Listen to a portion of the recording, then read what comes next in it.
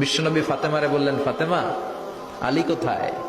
ফাতেমা বলল, আপনার জামাই আলী আমার সাথে ঝগড়া করে বাইরে গেছে। বিশ্বনবীর চেহারাটা আগুনের গোলার মতো লাল হয়ে গেল।